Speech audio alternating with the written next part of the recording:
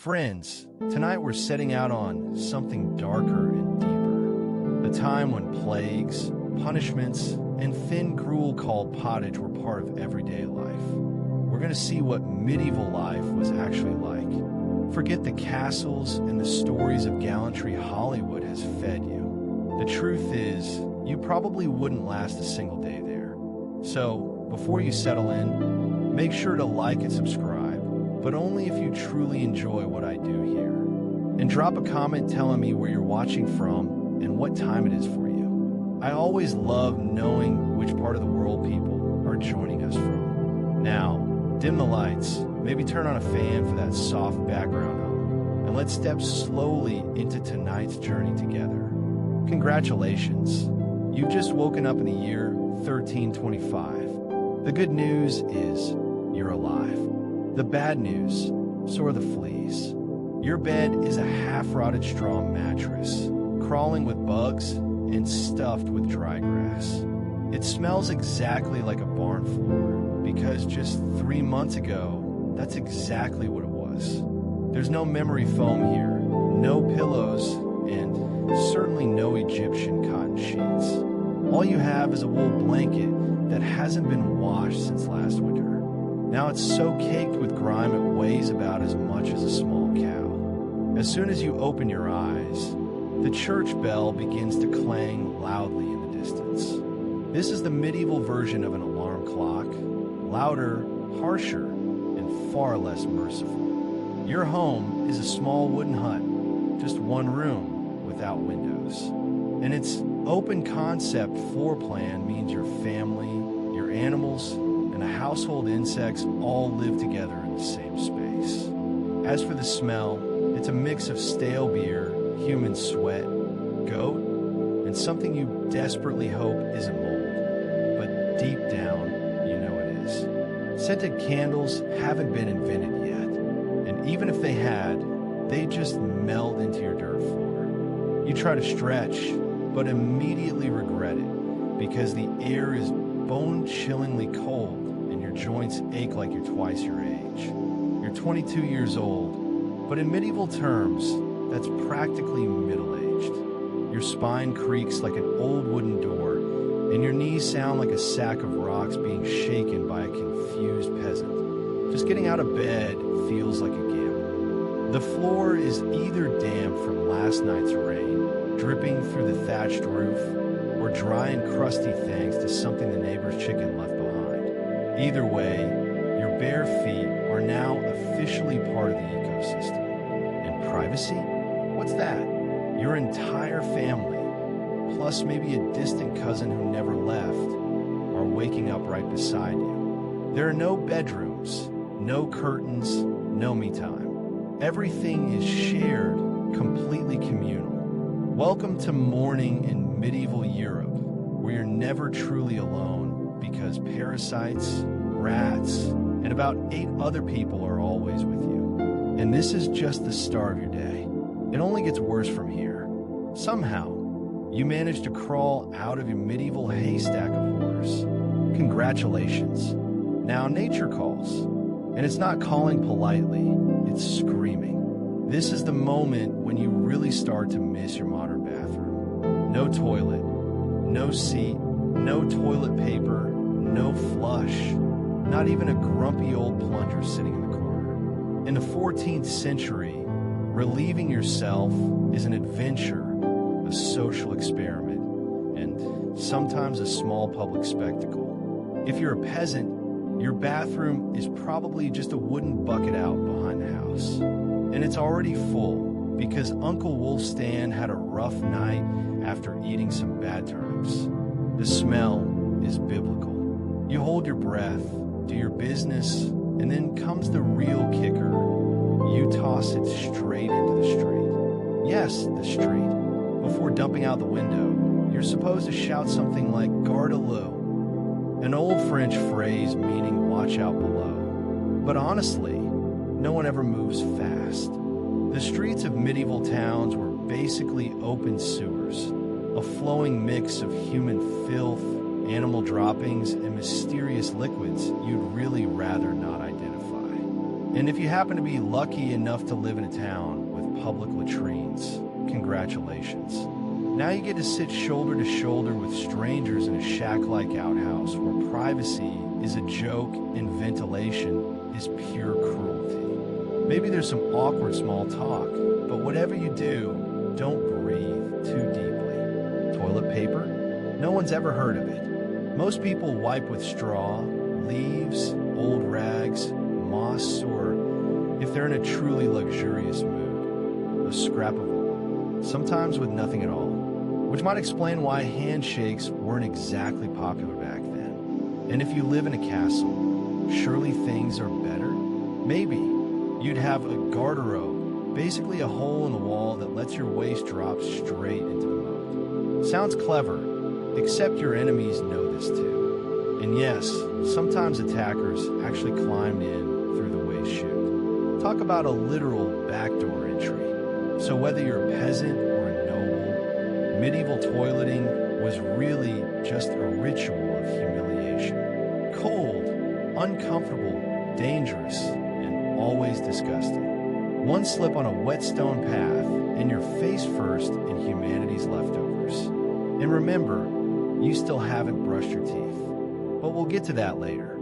For now, you've somehow survived the bathroom ordeal. You probably feel like you've earned a reward, right? Maybe a nice breakfast. Warm, delicious, comforting. Sorry, this is medieval Europe. Nothing is comforting here. Breakfast, if you can even call it that, is more like punishment. There are no eggs Benedict, no coffee machines sputtering awake, and definitely no avocado toast. You just sit by the fire, or squat near it, staring into a wooden bowl filled with something that looks like it was scraped off a muddy boot. Welcome to your daily ration of pottage. Pottage is a thick, sticky stew made of whatever happens to be available. Grains, root vegetables, and if you're really lucky, a few beans. It's been simmering in the same pot for days, sometimes weeks, and new ingredients are just dumped on top of the old ones. Calling it a recipe would be wrong. It's more like an edible, ongoing experiment. On the side, you get a chunk of bread so hard it could deflect arrows. It's made from coarse rye or barley flour, and sometimes it's bulked up with sawdust, crushed acorn shells, or other creative fillers. Because wheat is the fantasy of the rich. This bread is not your friend. You don't slice it. You negotiate with it. As for drinks, forget orange juice or oat milk lattes. You're drinking beer at 6 a.m. Yes, beer. Why?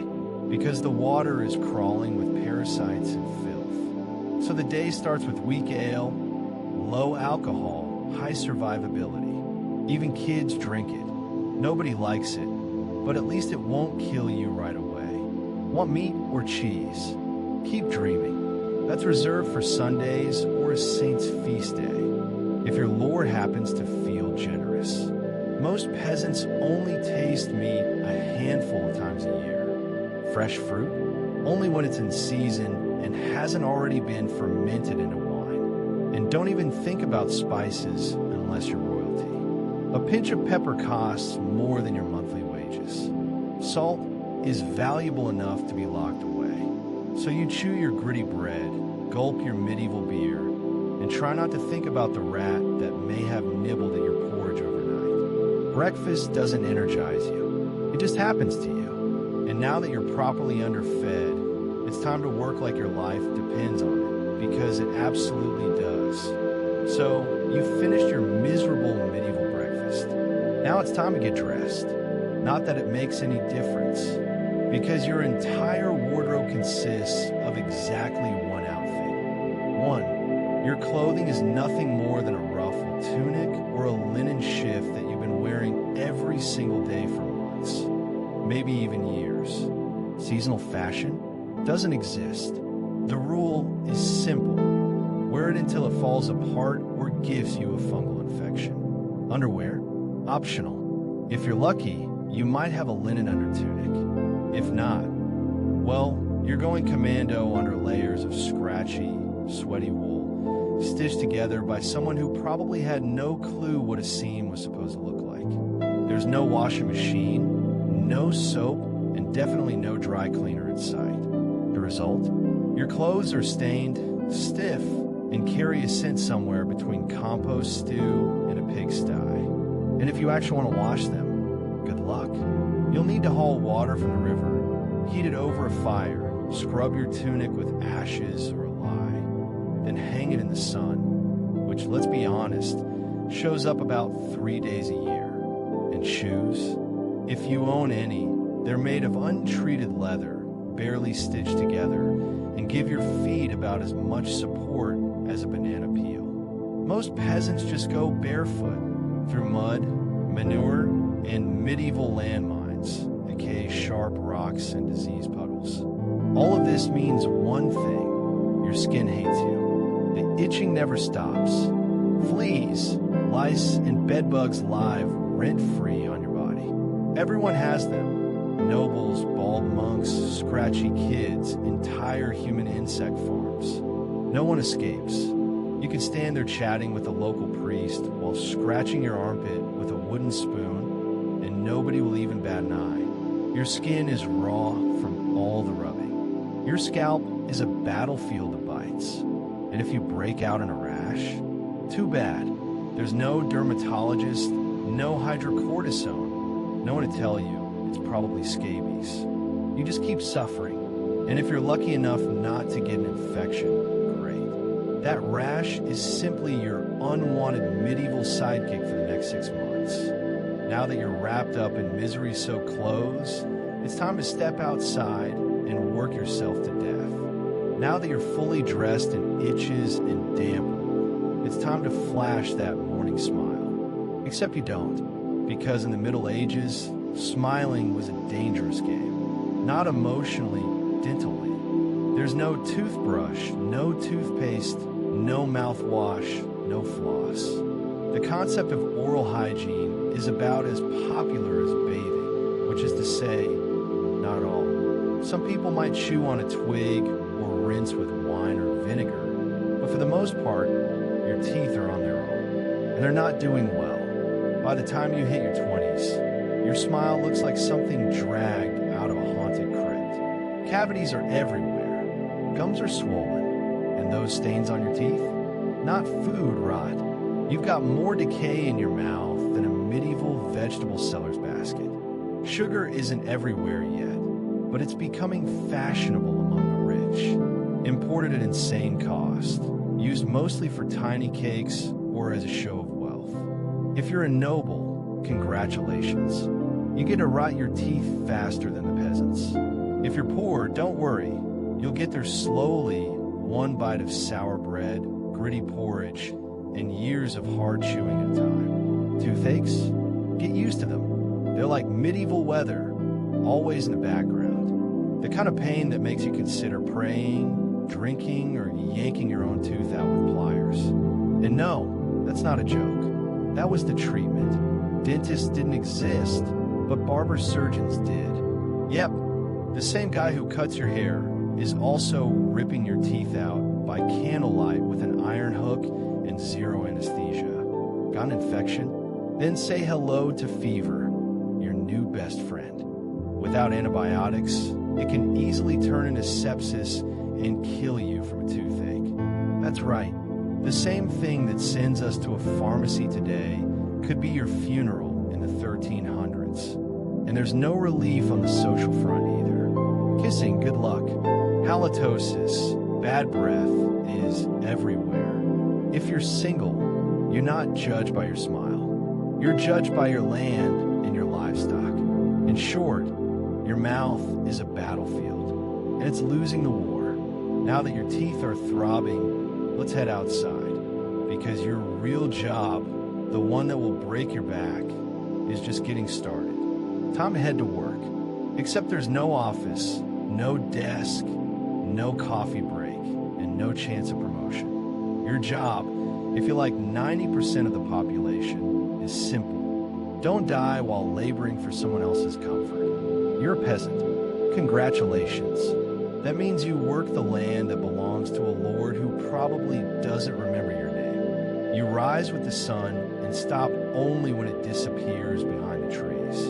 Your tools, a wooden hoe, a rusty sickle, and whatever bones are still intact in your body. There's no weekend. There's no clocking out. There's only sunrise to sunset, 6 days a week. Sunday is off, but only if you're not harvesting, fighting off raiders, or praying feverishly for your infected toe to stop turning black. The work is brutal. Fields are plowed by hand or with oxen, if you're rich enough to afford one. You dig ditches, sow seeds, pull weeds, and carry water until your spine begins to resemble the letter S.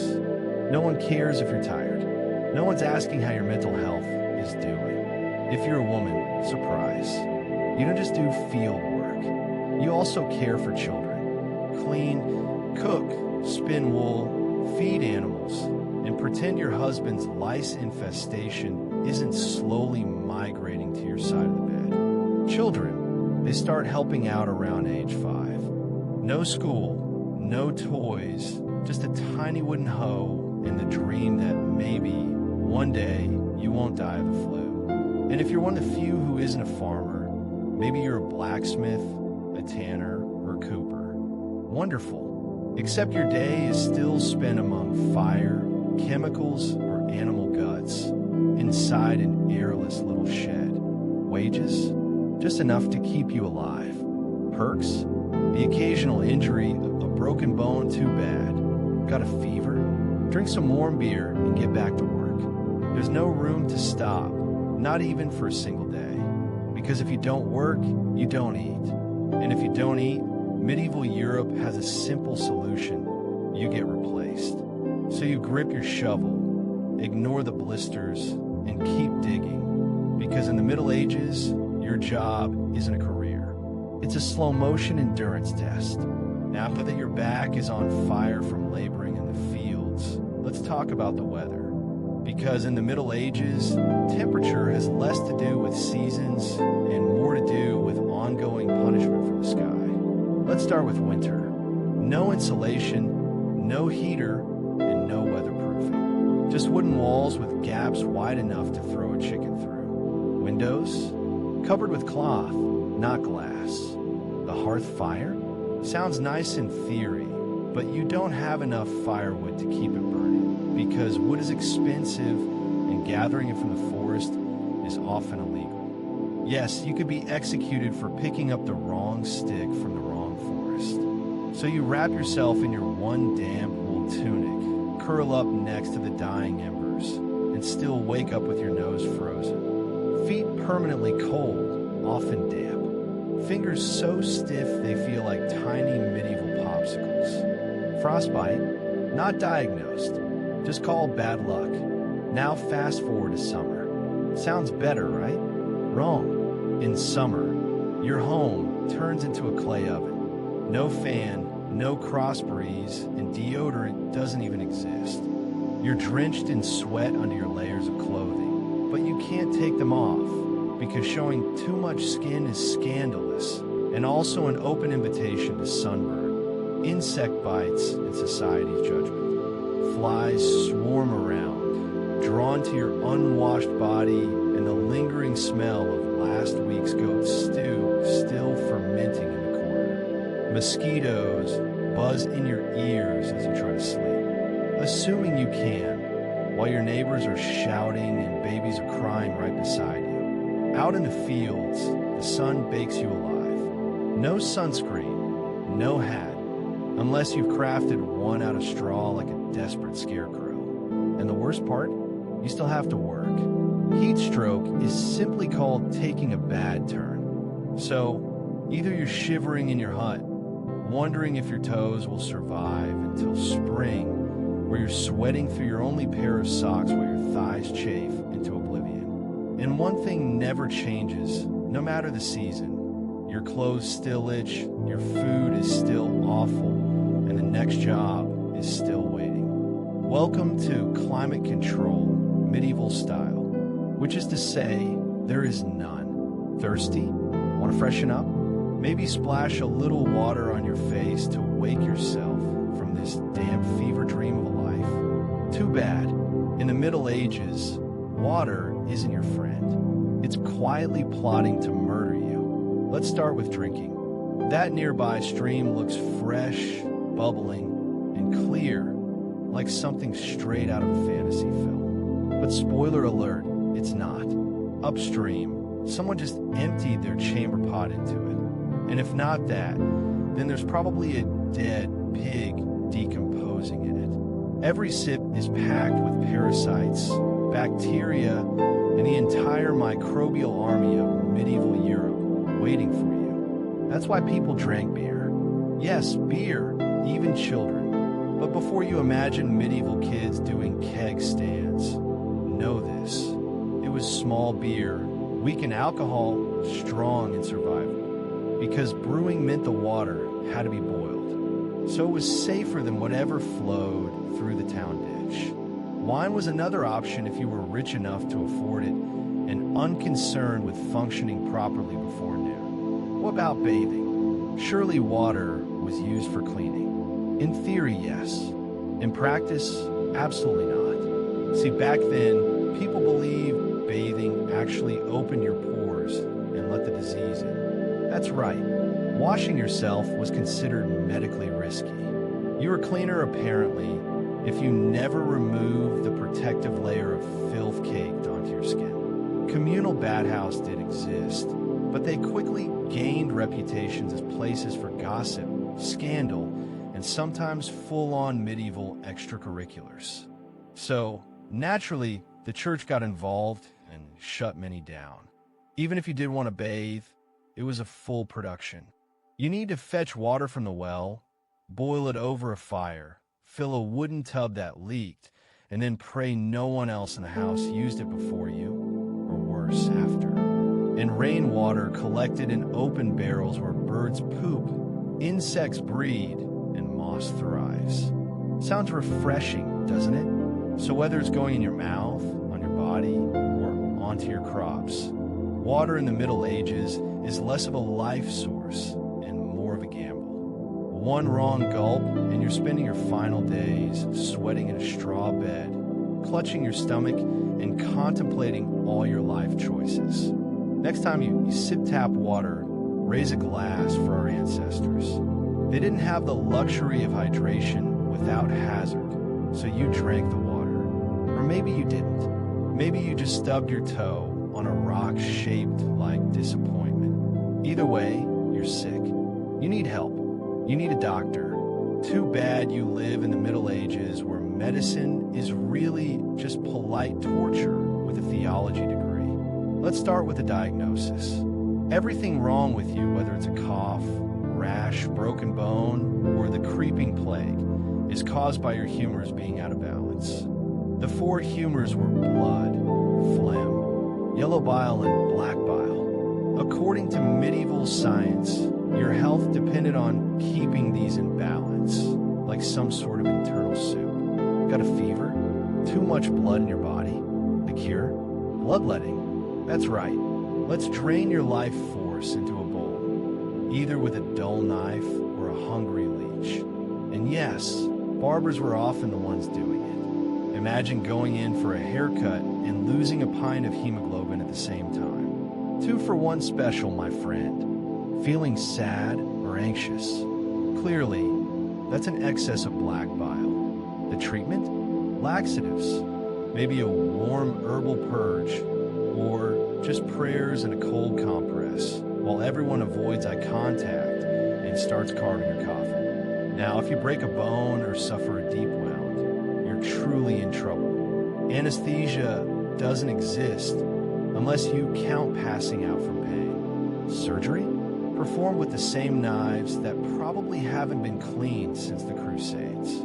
Tools were heated over fire, not for sterilization, but because they just looked scarier that way. Antibiotics? Centuries away. Germ theory? Not even born yet. People believe disease came either from foul air or because God was angry with your sinful ways. Got a stomachache? Clearly the result of your dirty thoughts. Hope you enjoy confessing while vomiting. If things get worse, expect more leeches, maybe some crushed beetles, and a priest at your bedside giving you last rites, just in case. At that point, the only real cure left is death. And if by some miracle you do survive, people assume God took pity on you. The doctor takes all the credit, and the leech gets promoted. So yes, in the Middle Ages, medicine was less about healing and more about surviving the cure. After a long day of labor, lice and leeches, it's finally time to eat. You shuffle back to your hovel, stomach growling, clinging to the one last joy in life, the hope of a warm meal. Bad news, your meal is probably trying to kill you. Let's start with the basics. There was no real way to preserve food. No fridge, no freezer, just salt, smoke, or the hope that winter air would keep things fresh. If you were lucky enough to have any meat, it had likely been hanging for days, covered in flies, marinated in questionable brine, and maybe even shared with a rat or two. Bread was the cornerstone of the medieval diet, but even that wasn't safe. In bad harvest years, desperate peasants would stretch it by mixing in bark, sawdust, or even clay. And if it was rice season, there was an extra danger: ergot, a fungus that causes convulsions, hallucinations, and sometimes death. It was like eating bread laced with LSD and tetanus. Vegetables were only available when in season. And you know what was always in season? Turnips. So many turnips, boiled, mashed, or floating in pottage. If you remember from chapter 3, pottage was basically a hot swamp of mystery ingredients simmering since your great-grandfather's funeral. Fruits might be available in the fall, but they rotted quickly. And sugar? Rare, expensive, and hoarded by the rich to show off their blackened teeth. Dairy was another gamble. Fresh milk spoiled within hours. Butter and cheese fared better, but they were loaded with bacteria. People ate them anyway because, frankly, the alternative was chewing on your boot leather. And seasoning? Spices like pepper, cinnamon, or nutmeg were worth more than gold. For the average peasant, flavor came from onions, salt, if you were lucky, and pain. Most meals tasted like wet burlap, sprinkled with sadness. But food wasn't just a health hazard, it was a political one too. Game animals belonged to the Lord, not you. If you were caught poaching a rabbit, you could be fined, imprisoned, or even executed. That's right, your dinner could get you hanged. As you sit down to eat your gray stew by flickering firelight, remember every bite is a risk. But you eat anyway. Because in the Middle Ages, food doesn't nourish. It tests you. It's evening now. You've worked, suffered, and barely digested your suspicious stew. You might think the day is winding down, but don't get too relaxed because God is watching. So is the priest, and so is your neighbor Agnes, who will absolutely rat you out if you miss Mass. In medieval Europe, religion isn't just part of life. It is life. The church controls your calendar, your laws, your education, if you can read, your birth, marriage, death, and everything in between. Think of it as your spiritual landlord, and you're always behind on rent. Every day is structured around prayer bells. The town church bell rings in the morning, noon, and night. Not because people need reminders, but because missing prayer is a sin. Forget to bow. Scene, eat meat on a Friday.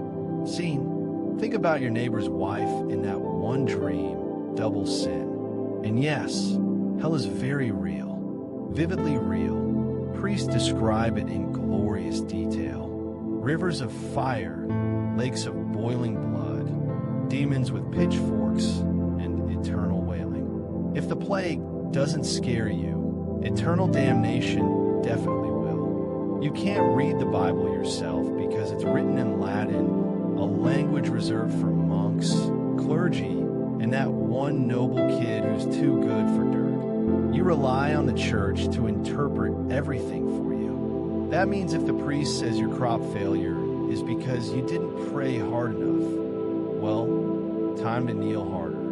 Tithes, a tenth of everything you own, are mandatory. If you grow wheat, you give wheat. If you raise chickens, you give eggs.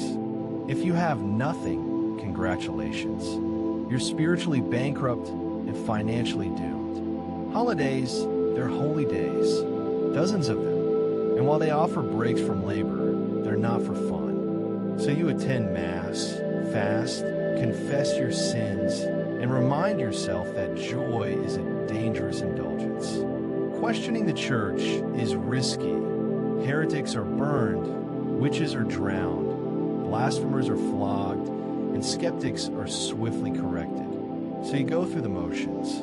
You chant, you bow, you pray that, after enduring this dirt-covered life, your soul might finally reach paradise, assuming the priest likes you. Because in the Middle Ages, God may be merciful, but the church, not so much.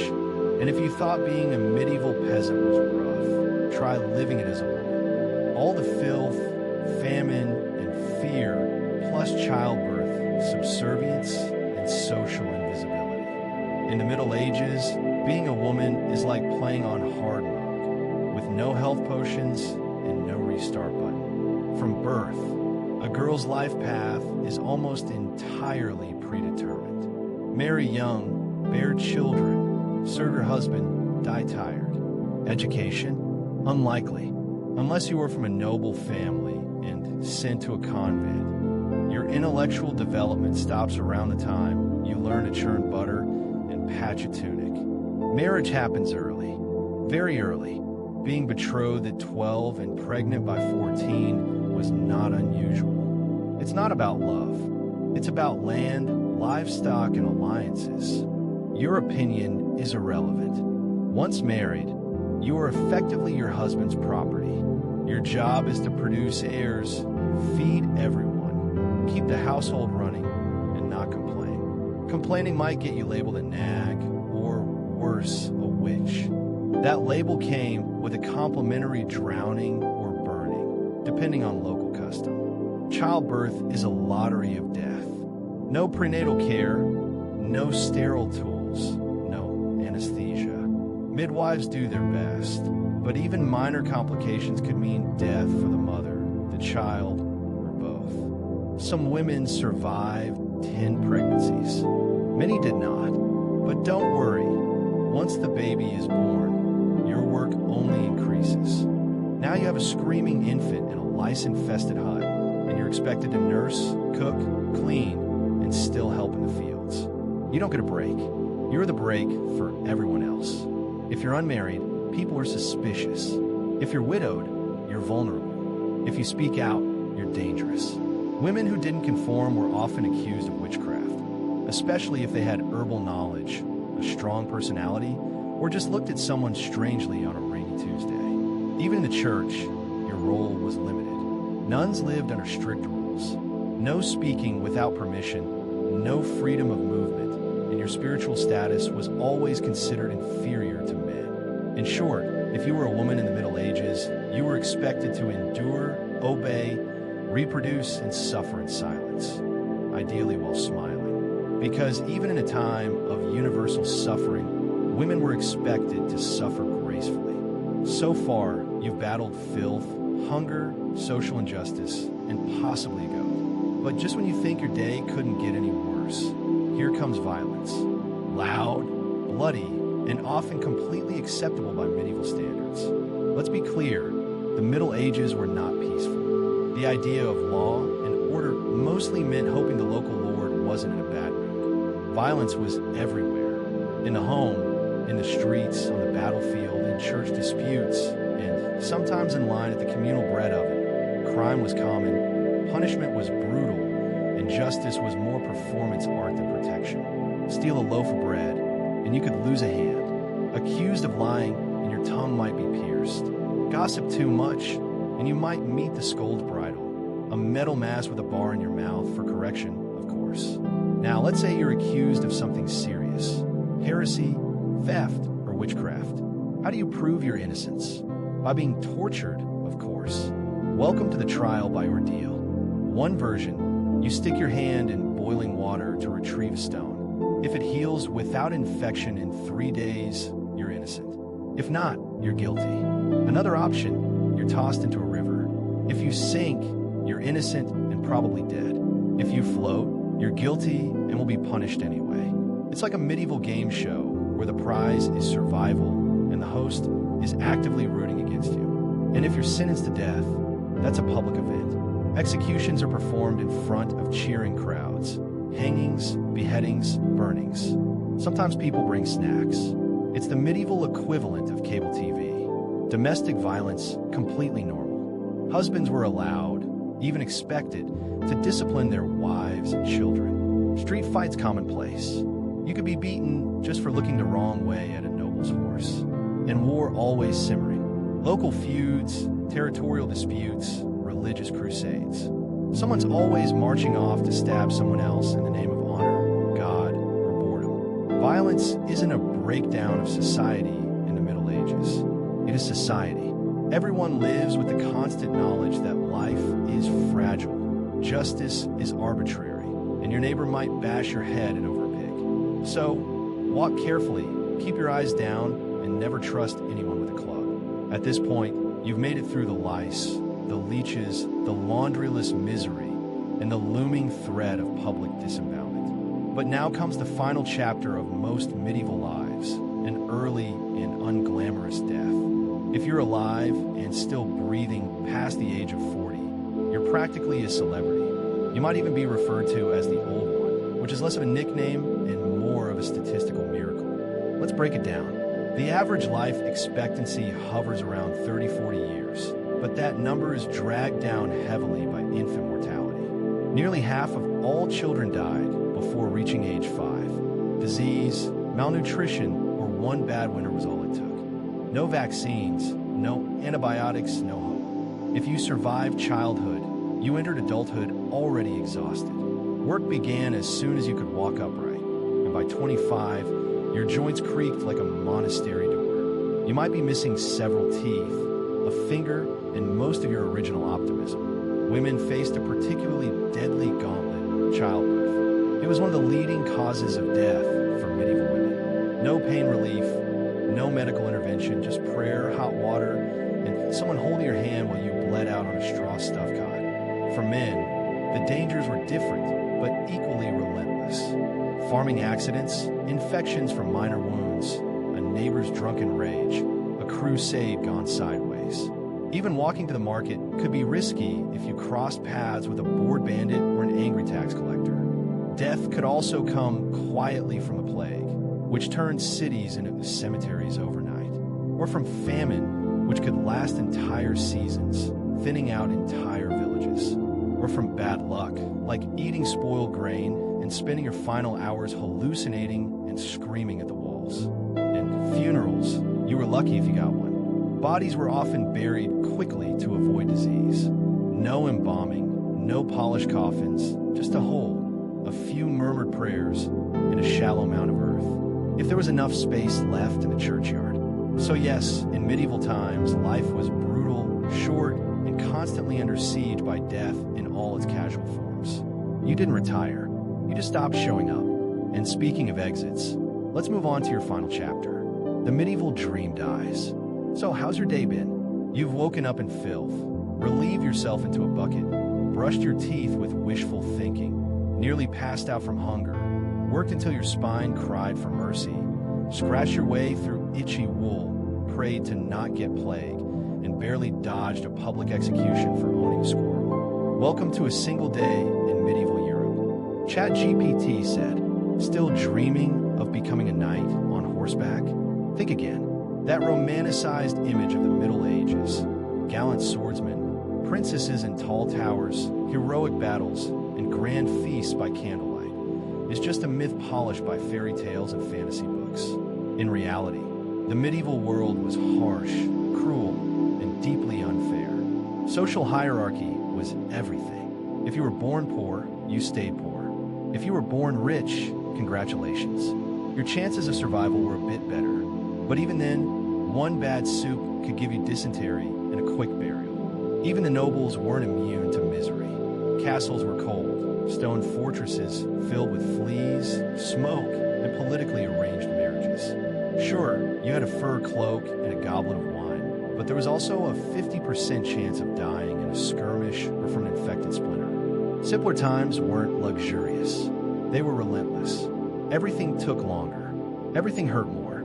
Everything, from childbirth to chewing, had consequences. Life was survival, not leisure.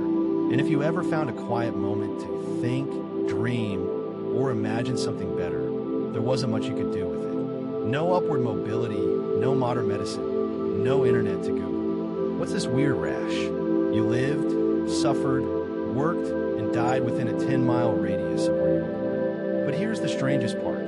Despite all this, people still laughed, sang songs, told stories, fell in love, and found meaning in life. Not because life was easy, but because humans are stubborn that way. Even in the darkest chapters, they made room for light. So tonight, when you slip into your clean bed with indoor plumbing, antibiotics, and central heating, maybe quietly thank the modern world and your ancestors who fought rats, famine, and feudalism, so that you wouldn't have to endure all of this. Long before she was Catherine the Great, Empress of all Russia, Mistress of Reform, an icon of ambition, she was simply Sophie. Born Sophie Friederika Augusta von Anhallast in 1729. She was the daughter of a relatively obscure German princely family. Her tiny duchy in Pomerania offered little in terms of power. But Sophie herself, she had something no title could provide. Razor-sharp intelligence, relentless charm, and a quiet, burning hunger for greatness. Her upbringing was strict. Her mother, Johanna, was cold and calculating, not a warm, nurturing figure, but a social climber obsessed with status. Sophie's father, a Prussian officer, was more distant than disciplinary. From a young age, Sophie learned to walk the fine line between obedience and cunning. She read voraciously, spoke multiple languages, and learned how to observe a room before speaking in it. Skills that would soon become survival tools in one of Europe's most brutal courts. When the Russian Empress Elizabeth Petrovna began searching for a wife for her heir, Grand Duke Peter, she looked beyond Russia's borders. Peter himself was of German descent, and Empress Elizabeth believed a foreign bride, pliable and grateful, would be easier to control. Sophie fit the bill perfectly. Noble blood, Lutheran faith, which she'd be forced to abandon, and a reputation for both grace and humility. At just 14 years old, Sophie was summoned to Russia. She arrived in the freezing capital of St. Petersburg in 1744, wearing thin German fabrics and a diplomatic smile. Her mother pushed her forward like a chess piece. Sophie, however, had her own game in mind. To become acceptable in Russian society, she converted to Orthodoxy, taking the name Ekaterina Alexa Catherine. The ceremony was public, symbolic, and life-altering. She wasn't just changing religions. She was burning the bridge behind her, stepping into a foreign empire with no way back. No one watching that quiet teenage girl, dressed in a fur-trimmed coat, could have predicted what was coming next: betrayal, revolution, enlightenment, and empire. But the moment Sophie stepped into the Russian court, she was no longer just a girl. She began planning how to become a queen. Catherine's marriage to Grand Duke Peter was arranged to secure her position within the Russian royal family. But from the very beginning, it felt more like a cage than a crown. Peter, heir to the Russian throne, was not the dashing prince of fairy tales.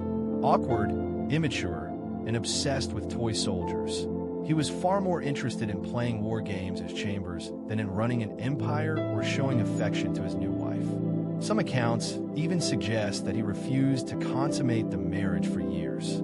He idolized Frederick the Great of Prussia and resented the Russian court that had adopted him. In contrast, Catherine embraced Russia with fierce determination. She learned the language, studied its history, and memorized Orthodox rituals. She wanted to belong. Peter wanted to escape.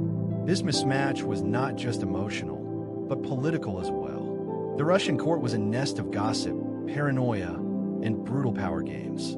Empress Elizabeth still ruled with absolute authority, but her health was declining. Everyone knew a transition was coming, and everyone had their own agenda. Catherine was constantly watched. Her letters were read, her friendships monitored, and every one of her moves was closely scrutinized. Catherine began reading Enlightenment thinkers like Voltaire and Montesquieu. While others saw her as a young consort, she was building a vision, not just for herself, but for Russia, a nation of strength, education, and reason. But there was one problem. The longer Peter lived, the longer Catherine remained in limbo, a powerless wife to a man unfit to rule. So she waited, observed, and planned. She knew the Russian throne wouldn't be inherited. It would have to be taken. In 1762, after nearly 2 decades of waiting, watching, and quietly maneuvering, Catherine saw her moment and seized it with breathtaking precision. Empress Elizabeth had died, and Peter, now Peter III, was finally Tsar. But his reign began unraveling almost immediately. In just a few short months, Peter alienated the church, offended the nobility, insulted the army, and lavished praise on Prussia, Russia's longtime enemy. He reversed key policies, humiliated the clergy, and talked openly about divorcing Catherine to marry his mistress. The court, already wary of his erratic behavior, turned cold. The army, filled with generals loyal to Catherine, grumbled in corridors. Even ordinary Russians, devout and patriotic, saw Peter as a foreign puppet who mocked their traditions. Catherine, watching all of this unfold, made her move. In July of that same year, while Peter was away at his summer palace, Catherine launched a bloodless coup d'etat. Supported by key military officers, including her lover, Gregory Olaf, and his influential brothers, she rode through St. Petersburg in full regalia, was proclaimed Empress Catherine II, and won the allegiance of the powerful imperial guard. Peter, caught off guard and without allies, surrendered within days. He was taken into custody and shortly after found dead under mysterious circumstances. Officially, it was reported as a hemorrhoidal colic. Unofficially, it was murder. Catherine was now empress, not by birth, not by marriage, but by will, wit, and audacity. It was unprecedented. A foreign-born woman with no legitimate claim had seized the Russian throne without a single battle. But her real challenge was just beginning. She had to turn that bold grasp of power into a lasting legacy. Would Russia accept her? Would the nobility respect her? Could she hold the empire together without falling victim to the same fate as her husband? Catherine understood that power gained through intrigue could be lost just as easily. She needed to rule not as a schemer, but as a visionary. And so began her transformation, from a cautious conspirator to a reforming empress. She wanted to be a ruler who would redraw borders, embrace the Enlightenment, and redefine what it meant for a woman to hold power. Once Catherine had the crown, she could have rested on her authority, but she didn't. Her ambitions were bigger than simply sitting on a throne. She wanted to transform Russia, and not just militarily or politically, but intellectually as well. While Peter had worshipped Frederick the Great and toy soldiers, Catherine idolized Voltaire and the bold thinkers of the Enlightenment. She believed in reason, progress, education, and the role of a monarch as a servant of the people, even if she herself ruled with absolute authority. Catherine didn't just read Enlightenment philosophy, she lived it. She corresponded directly with Voltaire for over 15 years, flattering him while defending her autocracy. She invited Diderot to her court and even purchased his entire library to support him financially.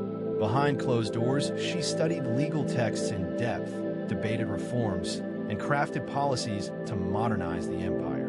Her early reign was filled with efforts to codify Russian law. She formed the Legislative Commission in 1767, an ambitious project intended to rewrite the entire legal code of Russia. Catherine's own nakases, or instruction, was a political manifesto in disguise, one that spoke of equality before the law, the dangers of torture, and the responsibility of rulers to serve the common good. For an empress in 18th century Russia, it was radical. But Enlightenment ideals had to survive the realities of Russia, a vast, feudal, deeply conservative land ruled by nobles who liked their serfs exactly where they were beneath them. Catherine knew this. While she advocated reform, she moved carefully. She abolished some forms of torture, expanded access to secular education, and built schools and libraries. But she also reaffirmed the nobility's control over their serfs to keep them loyal. This was Catherine's balancing act, a philosopher queen in public, a practical empress in private. She walked a tight rope between ideology and survival, between the shining salons of Paris and the gritty politics of Moscow. Her vision for Russia was bold, but always calculated. In many ways, Catherine wasn't trying to make Russia European. She was trying to make Russia modern on her terms. And that meant reform, yes, but with an iron hand and a velvet glove. Catherine wasn't content with reforming Russia from within. She wanted to expand it outward to make it an empire worthy of fear, admiration, and envy. Where Peter the Great had opened a window to the west, Catherine aimed to knock down the walls. Under her leadership, Russia's borders stretched wider than ever before. She waged wars not just to defend her crown, but to one of her most significant campaigns was against the Ottoman Empire. These wars, fought in waves throughout the 1760s and 1770s, weren't just about territory. They were about influence. Catherine saw herself as the liberator of Orthodox Christians living under Muslim rule and as the rightful protector. Hello, friends. Tonight, let's take a quiet, gentle walk. Quickly get your bed ready, turn off the lights, and start listening to this soothing story. At the edge of a small village stood a tiny little house. In that house lived a boy named Aruf. During the day, he would play, run around, chase birds, and try to catch butterflies in the fields. But as soon as the sun set and the sky turned a deep shade of blue, Aruf's eyes would drift upwards. His heart was deeply connected to the stars in the sky, especially the moon. He believed the moon was his friend, coming to meet him every night. The first star of the evening twinkled softly in the sky. A gentle breeze floated by. The sounds of the village slowly quieted down. Aruf sat in his courtyard and whispered, "Moon Uncle, please come quickly tonight. I have so many things to talk to you about." Gradually, as if it had heard his call, the moon began to peek over the horizon. Its soft, white light seemed to flow straight into Aruf's heart. Aruf smiled. "You're here? I've been waiting for you." He spoke softly. "Today was such a long day. I played so much that my legs are tired. But when I see you, all my weariness disappears. How do you give me so much peace, Moon Uncle?" The moon stayed silent, yet its glow grew even brighter. It felt as if someone had gently placed a hand on his head and said, "Rest now, child. Everything is okay." Aruf took a deep breath. "I wish I could fly up to you, sit in your lap, and listen to stories all night long. Here on the ground, there's always noise, sometimes worry, but you are always calm. How do you do that?" The breeze brushed his hair. The nearby stream murmured softly, and the stars seemed to wink at him, as if saying, "This is the magic of the moon." Aruf closed his eyes. He felt as though a soft, gentle circle of sleep was slowly wrapping around him. The night had grown deep. Everything around was silent. The lamps in the village houses had long gone out, and even the distant barking of dogs had faded away. There was nothing but the sky, filled with stars, and in the middle, a glowing, round moon. Aruf lay in the courtyard, staring up at the moon. Suddenly, his eyes lit up. It felt as if the moonlight was slowly turning into stairs. Silvery steps were descending from the sky, reaching straight into his courtyard. Aruf gasped, then smiled. "Are these for me, Moon Uncle?" The moon seemed to shine even brighter. Slowly, Aruf stood up and began to climb the stairs. With every step, it felt as though a gentle, cool breeze was caressing his feet. When he reached the top, he saw the moon was standing there, reaching out a hand toward him. "Come, Aruf," the moon said softly. "Tonight, come with me to my home." As soon as Aruf held the moon's hand, he was transported to a new world. There, the ground was covered with soft, silvery grass, tickling his feet as he walked. The leaves on the trees glowed white, as if each leaf had been made from a tiny star.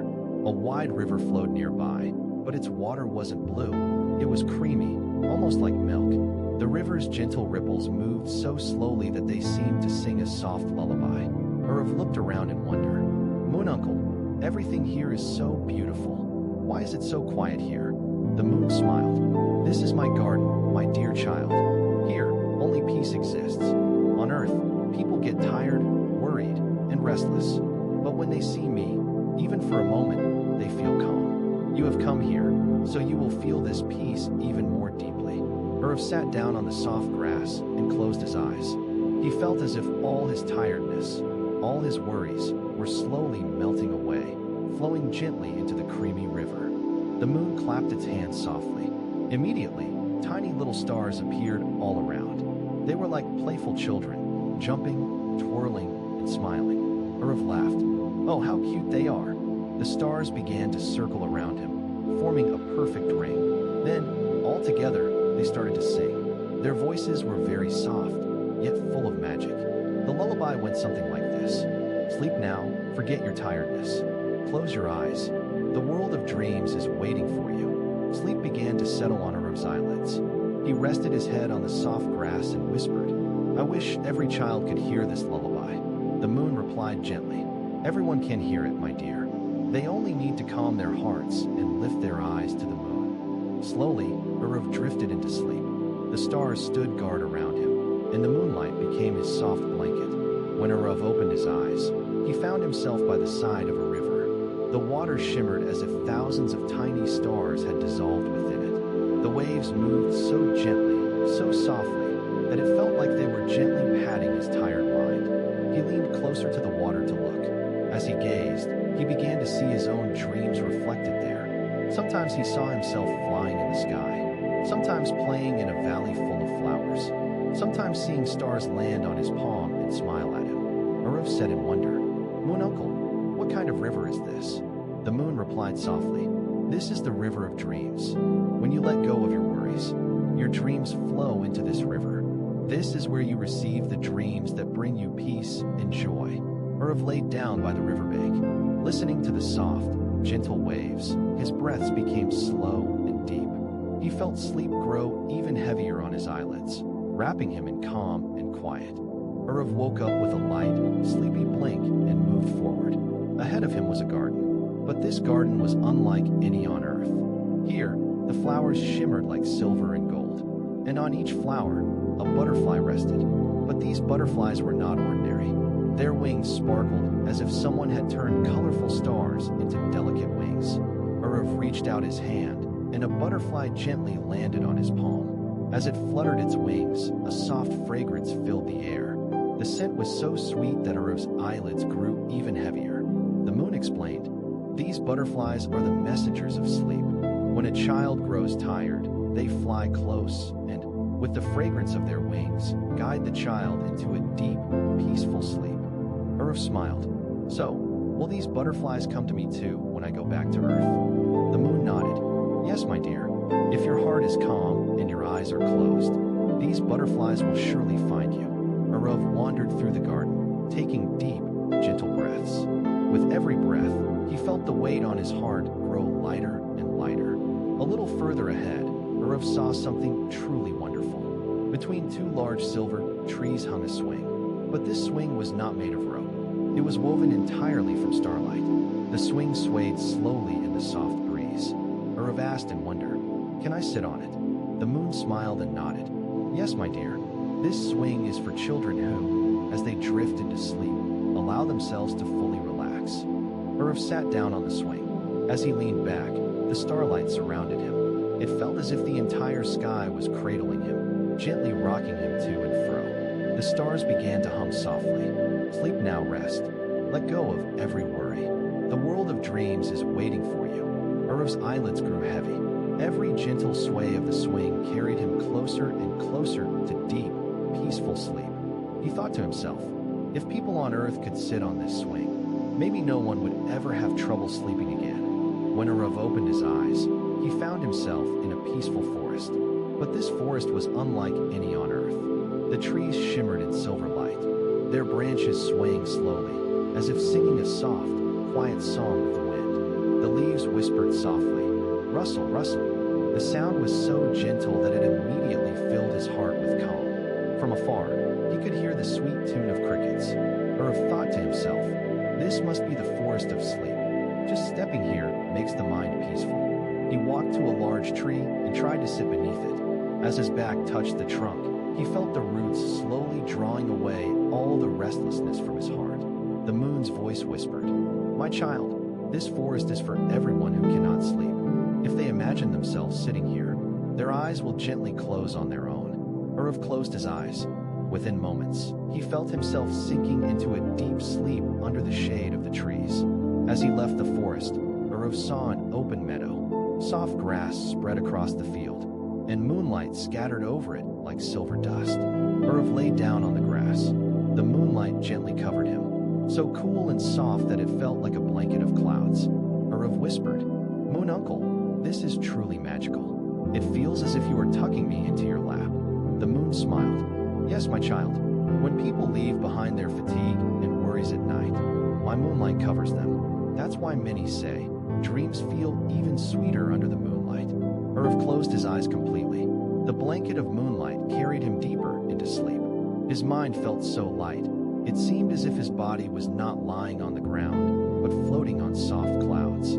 Slowly, his breaths became long and calm, and he drifted gently into the world of sweet dreams. Urav had a dream. In that dream, he was once again floating high in the sky. Stars were gathered all around him, but this time, the stars were not playing. They were all sitting in a perfect circle, as if holding a secret meeting. Urav asked softly, "Why are you all sitting here?"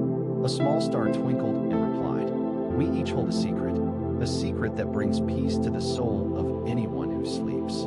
Curious, Urav asked, "Can I hear that secret?" The star smiled, "Yes, but remember, this secret can only be heard by those whose minds are calm." Then the stars began to whisper slowly. Their whisper was so soft that it sounded like a lullaby. The words were not clear, but their gentle magic made Urav's eyelids grow heavier and heavier. He realized something. The true secret of sleep is to let go of worries and completely calm the mind. Urav smiled and once again drifted into deep, peaceful sleep. When he opened his eyes, he found himself standing by a shimmering river. The water sparkled like silver, and soft ripples created a gentle, soothing melody with every wave. Across the river, Urav saw a large door. It looked like the entrance to the world of dreams.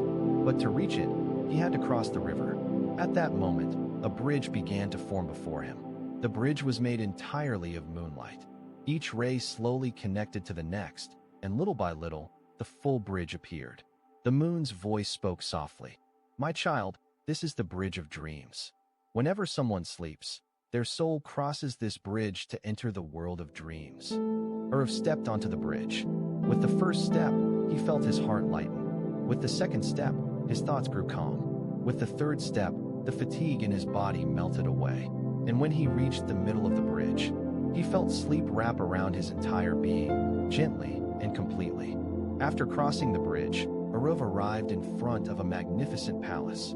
The entire palace was made of moonlight. Its walls glowed softly with a milky shimmer, and gentle light poured from its windows. As he entered the palace, he felt a cool, comforting breeze. A soft lullaby seemed to echo through the air. The floor was covered with white carpets, softer than even the clouds. Urav walked slowly into a grand hall. Thousands of stars were seated there. Each star held a tiny lamp-like glow in its hand. The moon sat upon a throne, and its smile made the entire palace shine even brighter. The moon said, "Urav, this is my royal palace. From here, I spread peace and the blanket of sleep across the world. Whenever a child thinks of me while falling asleep, my moonlight reaches their room and guides them into deep, peaceful slumber." Urav looked around in wonder. He thought to himself, if people took a moment to gaze at the moon every night, perhaps they too could sleep peacefully. Behind the palace, there was a small garden. In the center of the garden was a pond.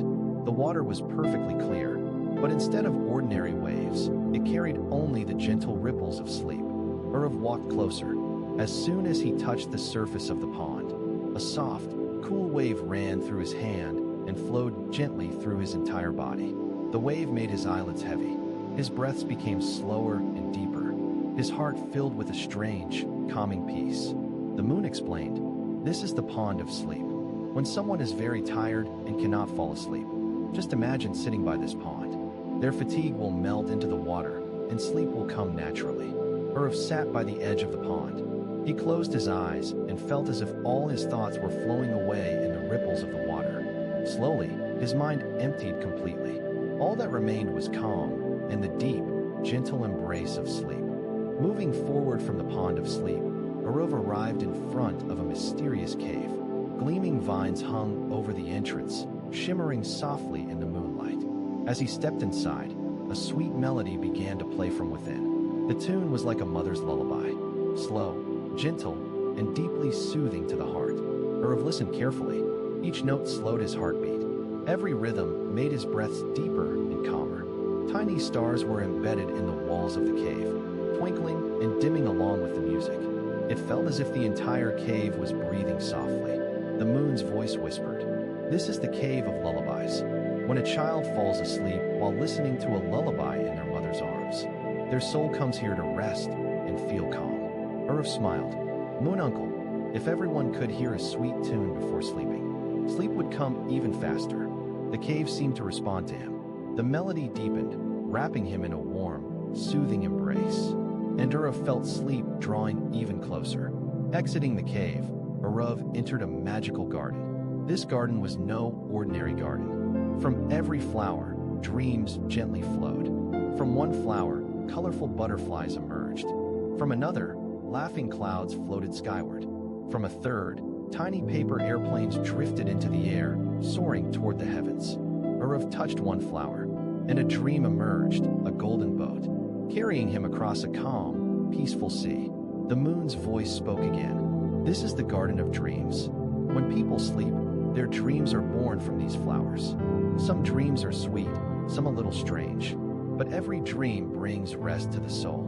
Urav found the garden so beautiful that he wished he could stay there all night. The gentle, lovely fragrance of the flowers made the effects of sleep even deeper and more peaceful. The colorful butterflies in the garden began to circle around Urav. Each butterfly shimmered in a different hue, some blue, some golden, some pink. Urav reached out and gently held one butterfly. Immediately, he heard a soft whisper in his ear, "Rest a little, don't worry, sleep is the greatest medicine." Another butterfly landed on his shoulder and said, "When your eyes feel heavy, don't force them open. Just close them slowly. The door to dreams will open on its own." Urav laughed softly. "You really are magical butterflies." Together, the butterflies began to dance in a gentle circle. Their movement was so slow and beautiful that anyone watching would naturally feel their eyelids grow heavy. The moon said, "These butterflies change the thoughts that keep sleep away. The gentle flutter of their wings soothes the mind." Urav took a deep breath. The magic of the butterflies lightened his mind. His sleep grew even deeper and sweeter. As Urav moved forward, he saw a river flowing ahead. But this was no ordinary river. It was entirely made of tiny, sparkling stars. Thousands of stars shimmered in each wave. When the waves rippled, it felt as if golden and silver curtains were falling from the sky. Urav sat at the riverbank and dipped his hand into the starry water. Instantly, hundreds of stars lit up in his palm. Their cool, gentle light flowed from his hand into his heart. The moon said, "This is the river of stars. When someone grows tired from overthinking, if they imagine themselves sitting by this river, all their thoughts will flow away like stars." Urav closed his eyes. He truly felt his mind emptying. It was as if all his thoughts had drifted into the river, and he had moved even closer to deep, peaceful sleep. After crossing the river, Urav saw a very large tree standing tall. On its high branches, countless nests were built, but these were no ordinary nests. Each nest held a dream. Some held tiny dreams of a golden boat drifting to sleep, some of lush green mountains, and some of a child's laughter. Urav walked closer and touched one of the nests. A soft, gentle laughter emerged from it. The laughter was so innocent and sweet that it melted his heart. The moon explained, "For every person, a dream grows in a separate nest. When they sleep, these dreams fly to them. Some dreams stay with them, and some return here with the morning light." Urav smiled. He felt as if his very own dream was growing safely in one of the nests. As he moved forward, Arav came across a serene lake. The lake was so still that the entire sky reflected perfectly in its waters. No leaf stirred, no ripple rose, just deep, calming peace. Arav sat by the edge of the lake. He looked into the water and saw his own reflection. Moonlight shimmered on his face, and a gentle depth of sleep settled into his eyes. The moon said, "This quiet lake is the mirror of the mind. When a person gazes upon it, all their worries calm down. Remember, sleep only comes when the mind is completely peaceful." Arav took a deep breath. He felt all his fatigue sinking into the lake. Only peace remained, and that peace slowly carried him into the arms of gentle sleep. As Arav moved forward from the lake, he saw a small temple nestled among the trees. Tiny golden bells hung from its eaves. When the breeze blew, they began to chime softly. Ding, ding, ding. The sound was very gentle, yet it touched the heart directly. With every chime, it felt as if the weight on his mind was lifting little by little. Arav listened carefully to the bells. Each sound seemed to whisper, "Rest now. It's time to sleep. Everything is okay." The moon explained, "These are the bells of sleep. When someone imagines them before falling asleep, their mind becomes calm. The soft, gentle sounds call sleep closer." Arav laid down on the grass, listening to the bells, and felt a heaviness settle over his eyelids. Ahead of the temple, he saw a long staircase. The staircase seemed to reach toward the sky. Each step was made of light and felt incredibly soft beneath his feet. He began climbing slowly, step by step. With the first step, his fatigue melted away. With the second, all his fears vanished. By the third, his breaths became deep and even. Each step made him calmer and more peaceful. It felt as if the staircase was carrying him straight into the world of dreams. The moon said, "These are the stairs of dreams. Those who breathe slowly and climb step by step descend gradually into deep, restful sleep." Arav smiled. As he continued climbing, he realized he had reached the very threshold of the deepest door to sleep. After climbing the staircase, Arav suddenly found himself among the clouds. There, a large swing floated gently, made entirely of soft, fluffy clouds. Arav sat down on it. The swing began to sway slowly. With each gentle sway, his breaths grew slower. With every little movement, his eyelids felt heavier. The moon watched from above, smiling, and said, "This swing is for every soul seeking peace. When someone lies down, tired and weary, sleep carries them gently into the world of dreams on this very swing." Arav closed his eyes.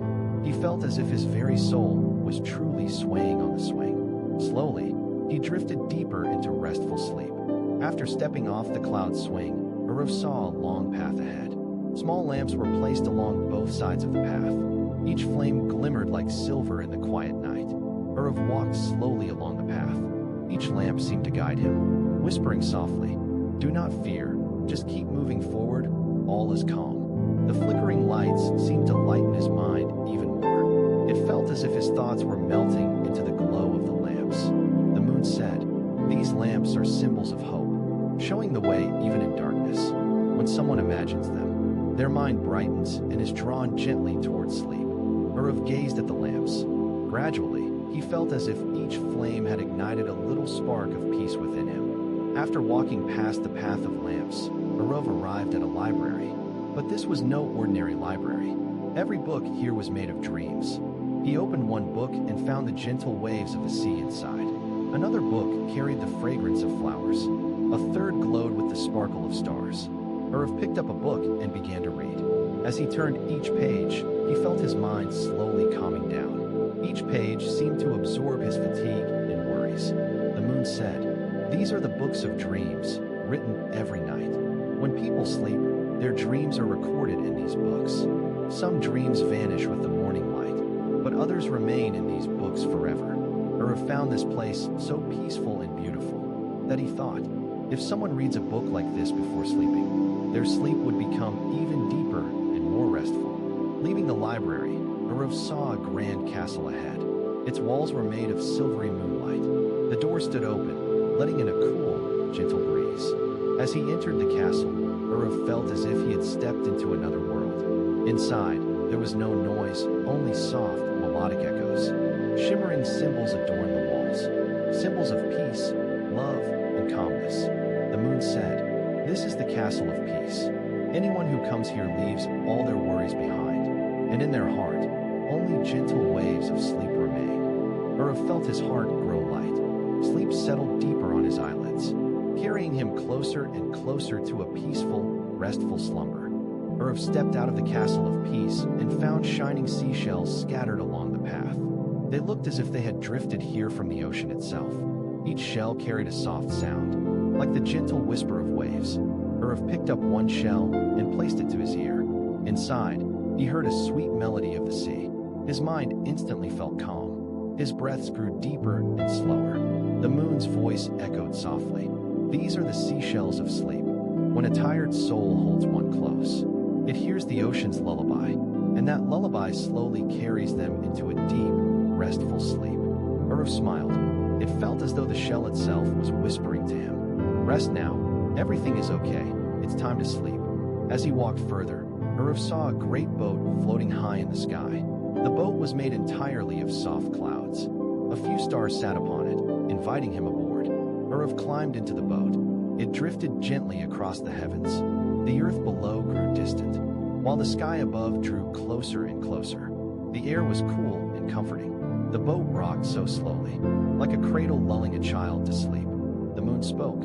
"This cloud boat carries tired minds across the sea of dreams. Just as a ship crosses the ocean, this one carries you safely across the ocean of sleep." Urav rested his head on the boat's soft edge. The gentle rocking and cloud-like comfort made his eyelids heavy. Slowly, peacefully, he drifted deeper and deeper into sleep. After stepping off the boat, Urav saw tall mountains rising before him. From their peaks, clear and shining waterfalls flowed down. The water fell so slowly. Its sound was like a gentle lullaby. Urav walked closer and sat beneath one of the waterfalls. Cool drops of water touched his face, and each drop seemed to whisper, "Rest, let go of your worries." The moon spoke softly. "These are the lullabies of the waterfalls. When someone feels weary, they can imagine sitting here, and the music of the water will gently call sleep closer." Urav closed his eyes. The sound of the waterfalls calmed him from within, until his whole body felt loose and light. Now, escaping sleep felt impossible. Listening to the waterfall's lullaby, Urav gazed up at the sky. Countless stars twinkled above, as if they had come out just to play before bedtime. Urav began to count them. 1, 2, 3. With each number, his voice grew softer.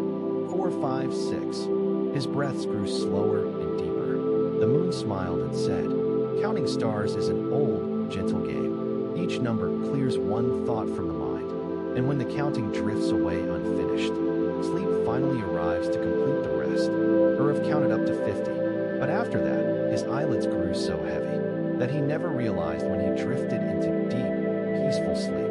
In his dream, Urav found himself inside a dark forest. The forest was deep, but it wasn't frightening, because all around him, thousands of fireflies glowed. Each firefly shone like a tiny lantern, lighting the path ahead. They flickered softly, one by one, slowly, tenderly. Urav began to follow them. The fireflies led him along a quiet trail. The air there was cool, and the earth carried a fresh, calming scent. The moon's voice whispered, "These fireflies are symbols of thoughts that bring hope even in the darkest moments. When someone looks at them, their heart fills with light, and sleep gently follows." Urav felt every trace of fear fade away. The glow of the fireflies sank deep within him, and all he could feel now was the depth of peaceful sleep. Beyond the forest of fireflies, Urav came to a great bridge. But this was no ordinary bridge. It was made entirely of music. With each step he took, a note played. Another step, another note. Soon, a gentle melody began to form, soft and flowing like a lullaby. The tune was so calm, so sweet, that Urav's mind grew still. His breathing slowed, deeper and deeper. The moon said, "This is the bridge of music. When someone listens to soft melodies before sleep, their mind crosses this bridge and enters the world of dreams." As Urav walked across, the rippling notes filled his heart. Each sound slowed his heartbeat, and by the time he reached the far end, he felt sleep embracing him, quietly, completely. After crossing the bridge of music, Urav arrived at a vast garden. The garden